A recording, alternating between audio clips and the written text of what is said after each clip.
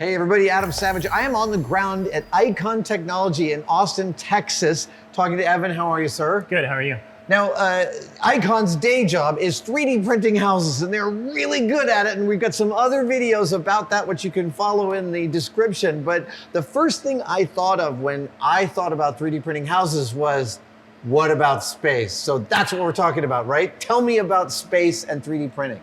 Sure, absolutely. We had the same thought. So about a year into Icon being a proper company, NASA took note that we were out in the field printing, which is something that they had been working on for Mars for many years, actually. And so they came to knock on our door, and of course, as a young startup, you answer that call when NASA comes. And so we just started working on it.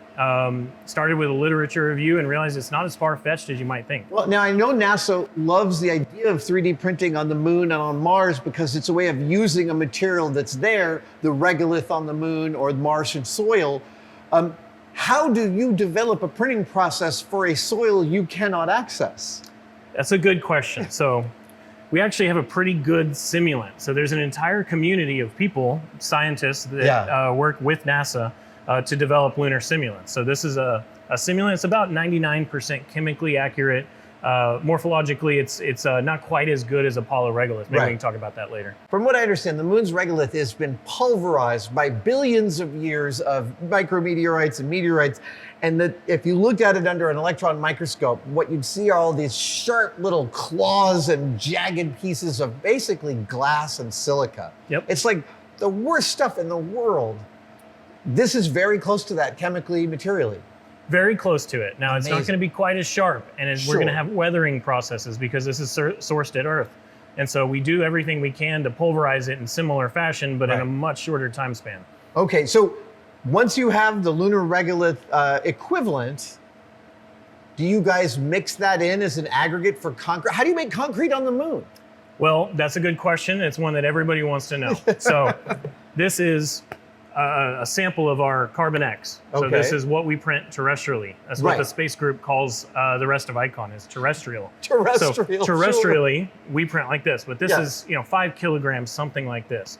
So with current market, this would cost well north of a couple $100,000 if we wanted to put this one brick on the moon. Right. So we don't do that. Every pound costs a fortune to get out of Earth's gravity. Right. In the same way we source this where we want to use it on Earth, we also will source in situ resources, essentially live off the land, build with lunar materials to build our lunar habitats in the future. And all the other infrastructure as well, roads, landing pads, protective structures, those sorts of things. So are you mixing this with water on the moon? So this is not actually a cementitious material. So there are ways to make a lunar-derived ISRU concrete, but the pressure environment gives you problem. There's a ISRU, hard I just want to go back because I love this phrase. ISRU is in situ resource utilization. Nailed it. That means working with what's there when you get there. Yep, live off the land. Amazing. Okay, so tell me about the process for creating your in situ resource utilization of concrete for the moon. Sure. So this one starts as a dry powder, specifically cement, sand, aggregate. We add water. It starts a hydration process and it hardens up and develops strength over time. We don't have that luxury on the moon. So we take this, which I call it an amorphous powder. It's it's basically finely pulverized powder. All of the same general homogeneous makeup, depending on where you're at on the moon. Mare regions, the darker parts when you look at the moon. Highlands, the lighter parts. So we work a lot with the highlands. We can work with both, but we work in the highlands because that's where they believe water ice is. And that's where we want to go and build the cislunar economy. More on that later. Okay. What we do though is we take this and we apply what we call a directed energy process. So directed energy deposition is able to convert the phase of that material to something like this.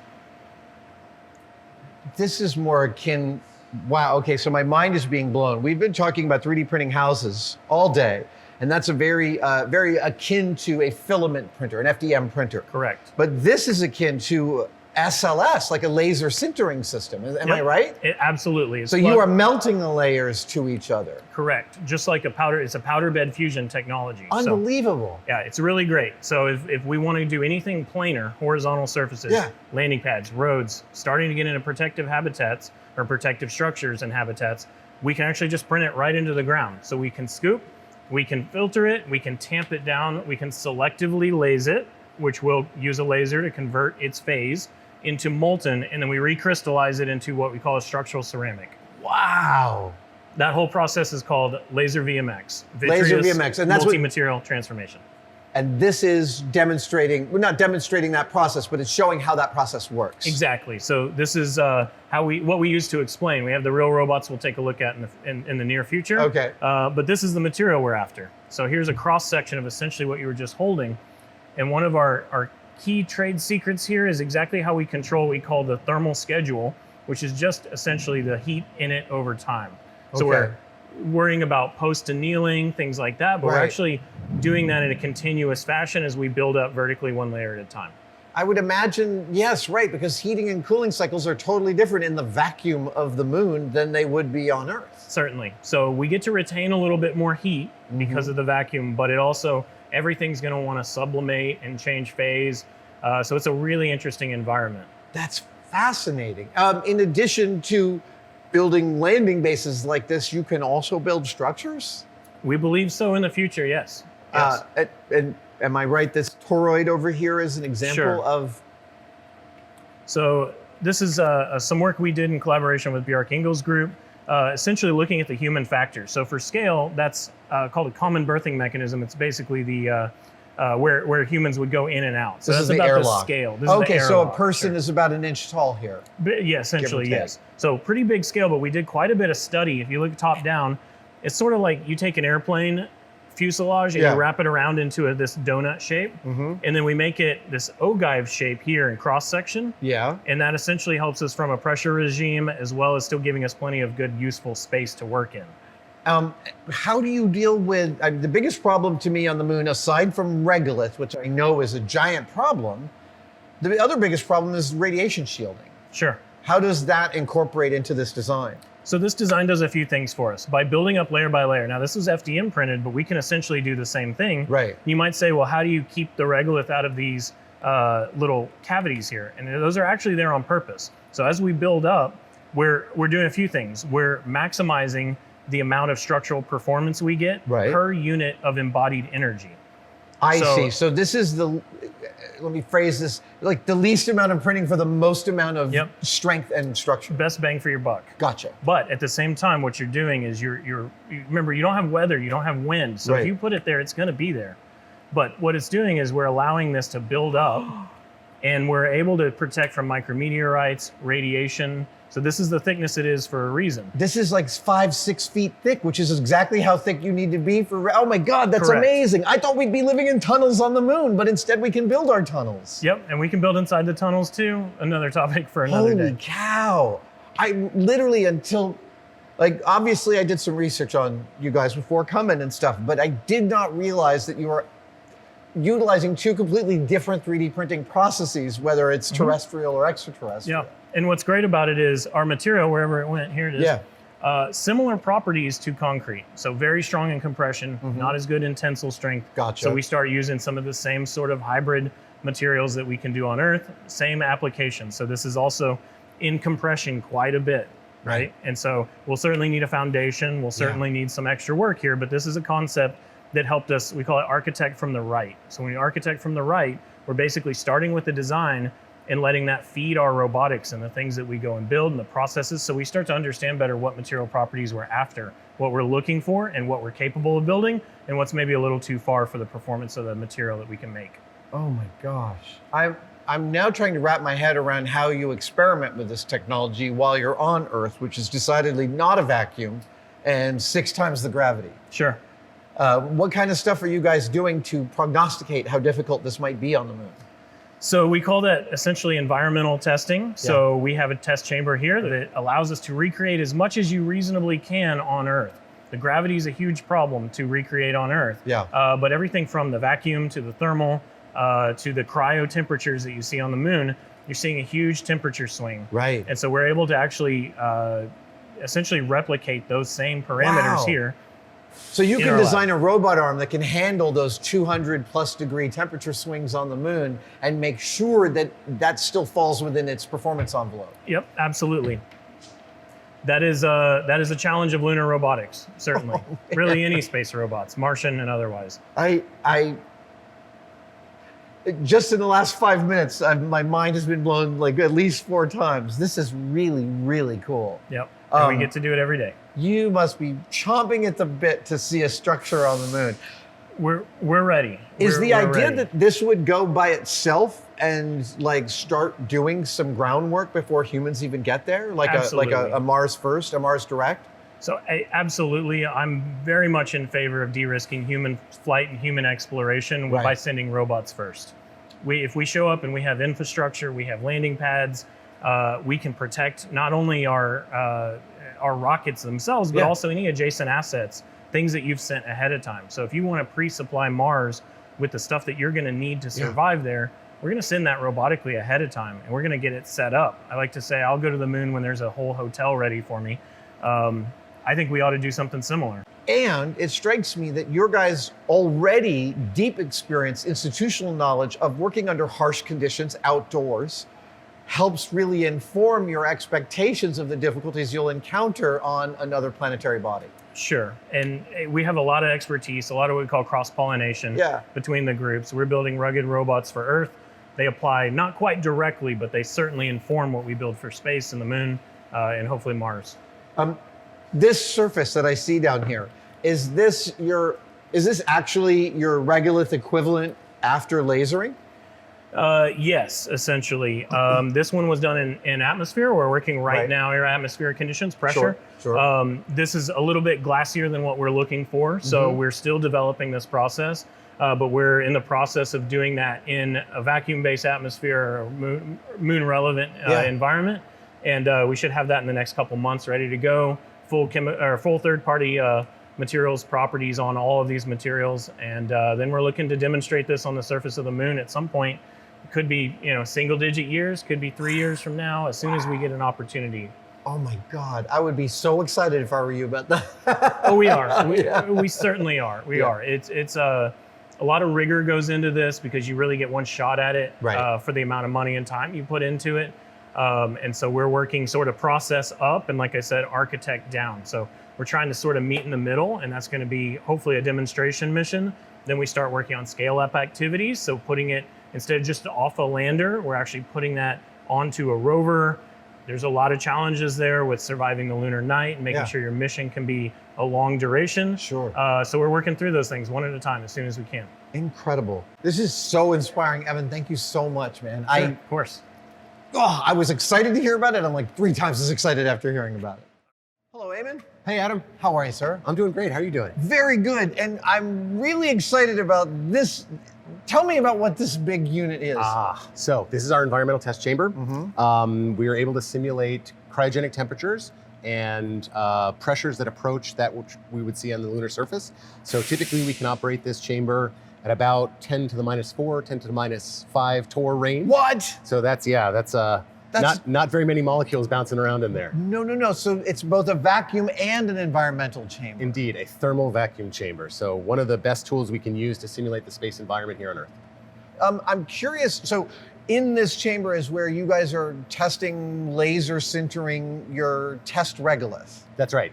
I'm curious about what is the first difference that would surprise me about the difference between doing that in Earth's atmosphere and doing that in a cryogenic vacuum? Well, so if you're anything like us, you would be very surprised at the different behavior of molten materials in vacuum. Yes. So the lack of atmospheric pressure means that we get all sorts of weird gas evolution and drastically different behavior of molten materials and other things in the chamber. So the big deal for the robotic systems that we use to do this process is a lack of convection. So we have to rely on conducting all the heat away, which means that we have to be very, very careful about where heat gets concentrated and how it gets out of robotic systems. Okay, right. I realize you're making me realize that you're not just testing the actual process of the sintering and the melting, but also how the equipment that does it will operate and potentially fail in situ.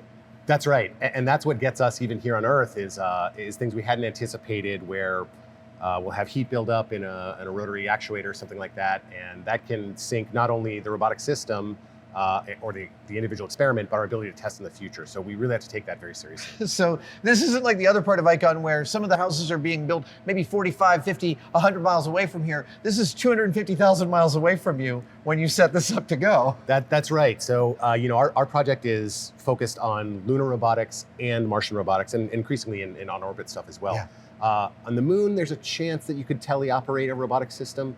The latency is such that you can eat a little bit of it. In fact, there were some remotely operated rovers on the lunar surface as early as the 1970s, I believe, that Russia put up in the Lunar program, which is a very interesting epic in history to go check out. You must, as part of research, go and read deeply into the technical details of those experiments. Oh yeah, and I was really quite surprised to hear about that. That was not something that I was aware of until just a few years ago. So, what is it, about 2 sequends of delay to the moon? It's about 7. 7, okay. When you add in all the actual hops that have to take place. Sure. But again, that's sort of reasonable for teleoperation.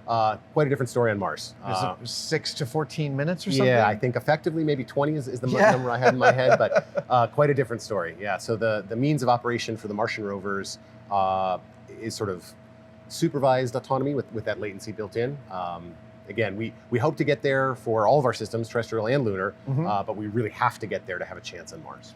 So when you guys are setting this experiment up to run, I'm sure there's a lot of data and research in the past that is adjacent or maybe vends a little bit with your experimentation. But what is the most surprising thing this experiment has taught you about what it might be like up there? Well, that's a great point. We are standing on the shoulders of giants. There's been serious scholarship into this issue of how to do lunar infrastructure as far back as the 1950s. But in some senses, the surprising thing to me is that I keep, and our team keeps uncovering research that is relevant, that we either missed before or just never got around to. But in terms of actual discoveries that we made, I always describe our early work as a discovery followed very quickly by an invention. And what I mean by that is we've developed what we call laser VMX processing, which is a laser sintering process, as you pointed out. It was not clear to anybody, certainly not clear to us, but I believe you're just not present in the literature, that there is a really highly performant building product lurking in the bulk chemistry of lunar regolith. It takes some very specific interventions to tease that out, to get the right mineralogy in the final product. But we sort of had a clue that we had a North Star on what to look for, and then very quickly we found some early evidence to suggest that this thing might be possible, and then we were able to lo and behold sort of get what we were after, which is again a very highly performant building product. You couldn't ask for a better material to make a landing pad with than the stuff that we're making in this lab. Oh, that's awesome. Yeah, we consider ourselves very lucky in that regard. It really feels providential. When you said that you keep coming up with research that is relevant, I would imagine that's also because you and your team now have the right eyes to know what to look for. You have enough institutional knowledge to be like, oh, that abstract, hey, that might be something we could. That's right. At the end of the day, those of us that have gotten the lunar bug bite so badly that we spend our wee hours thinking about it is ultimately a small community. But we keep finding new groups, new Discord servers, new communities throughout the world. Professional, amateur, what have you, but people are in love with the moon, and a lot of serious thought has gone into how to stand up a lunar civilization. Well, and that love leads to, as love always does, to generosity. They're all sharing their research. Is that right? Yeah, that's right. Amazing. And we're a for-profit corporation, so we got to be a little bit coy sometimes about the tricks of the trade. But we found a whole bunch of people in Central Texas, in America, and throughout the whole world that are just in love with the idea of getting off of this rock and starting our first step towards a civilization throughout the galaxy. So we've been talking about moon atmosphere. You can also simulate Martian atmospheric pressure, which is higher than the moon, way lower than Earth. Am I right? That's right. So the pressure regime is about 1% on the Martian surface as what we get here on Earth. Different gases, but we should be able to simulate that. We haven't yet, but in theory, all of our vacuum chambers and all of the rest of the environmental chambers that we have throughout the lab could provide us with at least that accurate pressure overburden. I wouldn't want to breathe in too much of the methane, so we have to be careful. But, sure. Eamon, this is such thrilling research, and I can see the light in your eyes that you're constantly thrilled by it. It's a delight to talk to you about it. Thank you. I can't believe they pay me to do this. It's such a pleasure to have you here. Truly an honor. All right. I can't wait to come back and hear how things are going in a year or so. Yeah, right on. All right, good. Thank you guys so much for watching. One of my favorite things we make in our tested store are demerit badges. These are like scout badges, but for screwing stuff up, because screwing up is not just a part of the making process, it is intrinsic to it, and we like to celebrate that. We've got 27 so far in the supervisor's bundle that you can go buy right now by clicking on the link in the description, but we also have a booster pack of some brand new patches. This is the demerit badge for burning off your eyebrow. I am proudly sewing that to all of my clothes. This is the demerit badge for having a messy workbench, which I do not get today. My workbench is super clean. And we have new octagonal patches that are, yep, merit badges. This is the merit badge for sweeping up your shop. Congratulations, I'm so proud of you. And this, oh my God, this is great. This is the merit badge for creating a clean space on your bench. Hey, we got to take our successes where they come and meet them there. Go to the tested-store.com or adamsavage.com to buy any of these, or click on a link in the description.